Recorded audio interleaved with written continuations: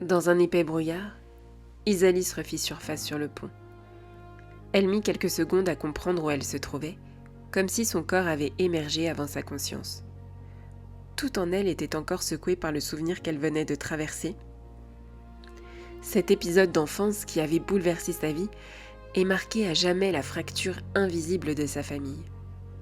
Ce moment où tout avait basculé, où l'équilibre fragile qu'elle connaissait jusque-là s'était effondré, la laissant coincée entre le désarroi silencieux de son père et les blessures béantes de sa mère. Elle n'avait jamais vraiment su où se placer après ça. Elle les aimait tous les deux pourtant. Mais comment choisir un camp quand on est un enfant ? Comment ne pas aimer un père qui souffre autant qu'une mère qui se brise ? Alors, Isalis avait tenté d'exister au milieu, de réparer sans savoir comment, de ne plus porter ce qui ne lui appartenait pas. Elle revit la difficulté de ne plus voir son père que rarement, une fois par an tout au plus, des retrouvailles très maladroites, sans vraie place pour une relation père-enfant qui n'avait jamais eu le temps de s'installer. Il avait refait sa vie, semblait s'en être sorti, contrairement à sa mère dont la dépression se dissimulait derrière un quotidien très fragile.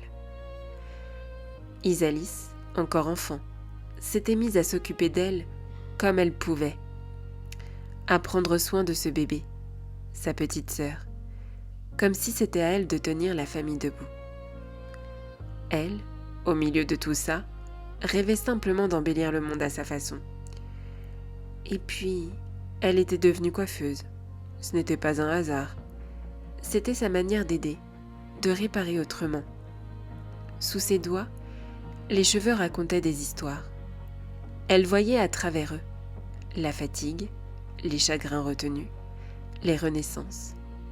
Les cheveux comme mémoire du corps, comme prolongement de l'âme, coupés, coiffés, transformés.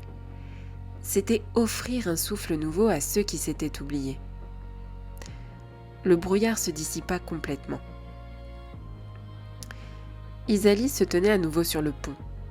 Elle sentit qu'elle était arrivée au bout. Et devant elle, une porte. Elle était blanche. Ce n'était pas un blanc lumineux ou rassurant. Un blanc mat, légèrement terni. La surface semblait lisse, mais quelque chose dans son aspect donnait l'impression qu'elle était lourde, très lourde, comme si elle n'était pas faite pour être ouverte facilement.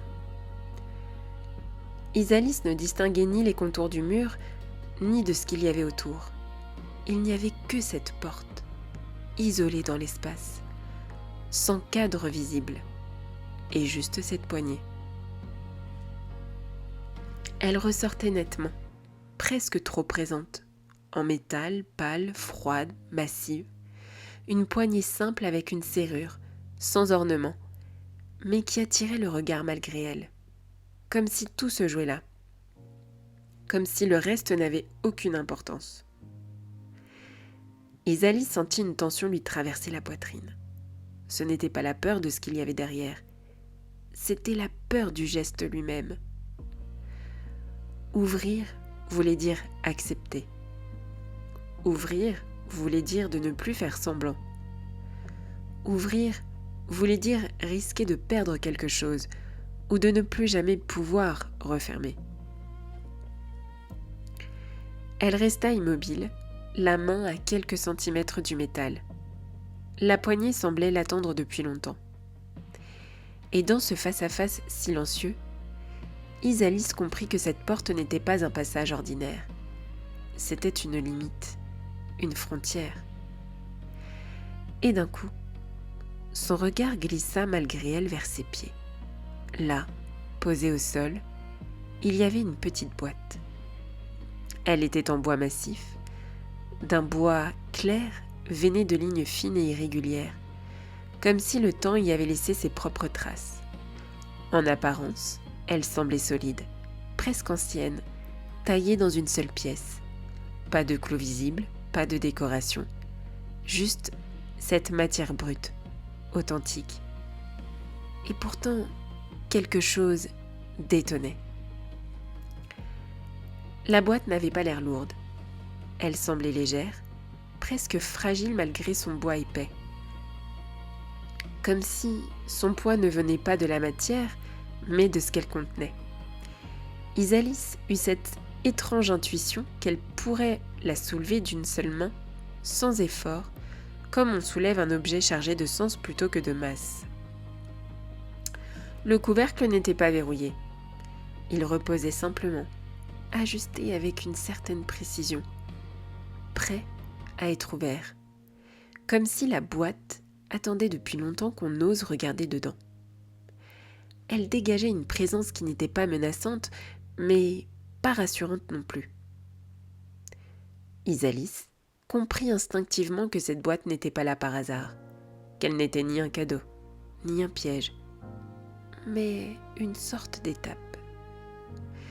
Quelque chose qu'on ne peut pas ignorer indéfiniment, sans finir par se perdre soi-même. Et puis, cette voix. Ouvre la boîte. Impossible d'en déterminer la source ni la direction. Elle semblait venir de partout et de nulle part à la fois. Isalis sursauta malgré elle. Son corps réagit avant même qu'elle n'ait le temps de réfléchir. Une sensation étrange envahit alors tout son être. Ce n'était pas une peur franche, plutôt quelque chose de plus diffus, plus profond. Cette voix n'avait pourtant aucune présence visible. Il n'y avait pas de visage, pas de forme, pas d'ombre. Et malgré tout, Isalis savait. Elle sentait qu'elle devait lui obéir. Non par contrainte, mais parce qu'une part d'elle n'envisageait même pas de faire autrement. Elle voulut répondre, dire quelque chose, demander qui parlait, pourquoi, comment, mais aucun son ne sortit de sa bouche. Sa gorge était comme nouée, comme si les mots n'avaient plus accès à l'extérieur. Et c'est là que ça la troubla le plus. Cette voix résonnait en elle, et pas seulement autour d'elle, mais à l'intérieur. Comme si elle venait du même endroit que ses pensées les plus enfouies. Comme si cette injonction n'était pas étrangère, mais familière. Comme si, aussi étrange que cela puisse paraître, cette voix venait d'elle, tout en n'étant pas tout à fait elle. Isalis comprit alors qu'elle n'avait pas le choix, et qu'il n'y avait rien à répondre, mais seulement ce geste à faire, ouvrir la boîte. Ses mains tremblaient légèrement lorsqu'elle l'ouvrit, et à l'intérieur, une clé. Et elle comprit aussitôt. Cette clé, c'était celle de la porte. Elle la prit entre ses doigts. Elle était froide, lourde, presque trop réelle. Une clé comme une promesse, mais aussi comme une menace. Pour quelqu'un qui avait grandi avec la peur de l'abandon, ouvrir une porte n'était pas si anodin que ça. Parce qu'elle savait que derrière, il pouvait y avoir la vérité, ou bien une nouvelle perte. La porte massive semblait attendre depuis toujours, comme si elle n'existait que pour elle. Avait-elle vraiment envie de découvrir ce qui se cachait derrière ? Elle inspira profondément, puis inséra la clé dans la serrure.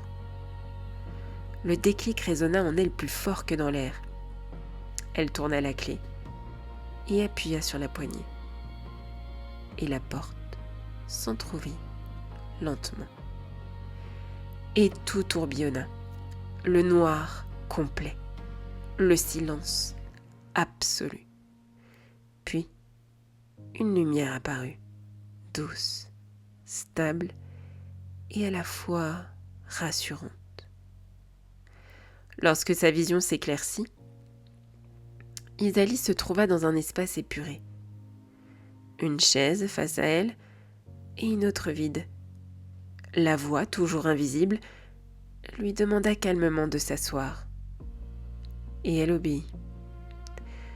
Alors sur la chaise d'en face, apparut soudainement un petit garçon.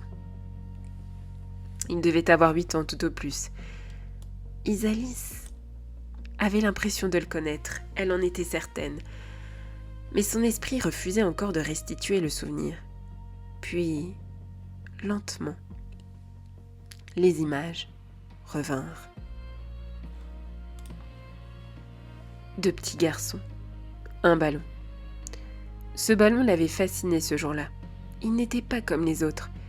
Sa surface semblait légèrement irisée, changeant de couleur selon la lumière. Ce ballon était presque vivant. Isalis se souvenait l'avoir fixé longuement, comme hypnotisé. Ce jour-là, elle se souvint, il n'y avait pas beaucoup de monde dans le parc. Sa mère était assise sur un banc, les yeux fermés, laissant le soleil réchauffer son visage. Sa petite sœur dormait paisiblement dans le berceau, bercée par les rires des 2 garçons qui jouaient, se chamaillaient, couraient après ce ballon étrange. Isalis adorait ces moments rares où sa mère trouvait la force de les emmener dehors. Les mamans des garçons discutaient à quelques mètres de là, plongées dans une conversation animée, rassurées par le calme apparent du parc. Le bois, tout proche, semblait inoffensif. Et puis, un prénom avait déchiré l'air. « Lucas !» Encore. « Lucas ! Où est Lucas ?» Le bébé s'était réveillé en pleurant. Les cris avaient sorti la mère d'Isalis de sa torpeur. Lucas, c'était le prénom du petit garçon qui jouait avec l'autre enfant. Mais Lucas n'était plus là. Les mamans comprirent trop tard. Seul l'autre garçon revint en larmes, désemparé, incapable d'expliquer ce qui s'était passé. Le parc se remplit rapidement de sirènes, des uniformes, des couleurs criardes des secours. Mais où était Lucas ? Le petit garçon survivant était inconsolable. Traumatisé, ne comprenant pas pourquoi Lucas avait disparu. Cet après-midi-là avait bouleversé Isalis. À 6 ans, elle n'avait pas tous les mots, mais elle avait compris que quelque chose d'irréparable venait de se produire. Pourquoi revivait-elle ça maintenant ? Le parc s'effaça lentement, comme une image que l'on retire trop tôt. Le bruit des sirènes s'éloigna, les voix se dissipèrent, et le monde sembla se replier sur lui-même. Un brouillard épais engloutit tout, jusqu'à ce qu'il ne reste plus que le silence. Isalis sentit le sol sous ses pieds changer de texture. Quand elle rouvrit pleinement les yeux, elle n'était plus dans le parc. Elle se trouvait dans cet espace étrange hors du temps, cette pièce nue, baignée d'une lumière douce, presque irréelle, et cette chaise face à elle, le petit garçon. Il était là depuis le début, immobile, les mains posées sur ses genoux, le regard baissé, comme s'il portait un poids trop lourd pour son âge. 8 ans à peine. Les traits tirés, la peur encore accrochée au corps.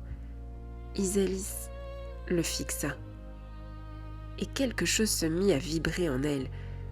Pas un souvenir précis, plutôt une certitude qui montait lentement, inexorablement, comme une vérité qu'on a longtemps refusé de regarder. Elle se leva de la chaise, s'approcha d'un pas, puis d'un autre. Son souffle se coupa. Elle comprit. Ce n'était pas un enfant parmi d'autres. Ce n'était pas une image, ni un symbole abstrait. C'était lui, Lucas. Le petit garçon disparut ce jour-là dans le parc, celui dont le prénom avait traversé l'air comme un cri, celui autour duquel le chaos s'était refermé, celui dont l'absence avait laissé une empreinte silencieuse, durable et indélébile. Il leva enfin les yeux vers elle. Et là, quelque chose d'inexplicable se passa. Ce ne fut pas une image, pas un souvenir précis. C'était plutôt un déclic intérieur. Quelque chose d'évident. Isalis sentit son corps réagir avant même qu'elle ait le temps de réfléchir. Une tension qui se relâche d'un coup, comme si, sans le savoir, elle venait de reconnaître quelque chose. Ce regard, elle le connaissait. Pas parce qu'elle l'avait déjà vu, mais parce qu'il lui était familier. Trop familier pour être un hasard. Elle n'aurait pas su expliquer pourquoi ni comment, mais au fond d'elle, quelque chose venait de se poser. Elle le connaissait. Sans souvenir, sans nom, sans histoire consciente. juste cette impression claire, presque dérangeante. Ce garçon n'était pas juste le petit garçon du parc.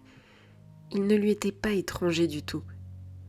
Et cette évidence la laissa profondément troublée.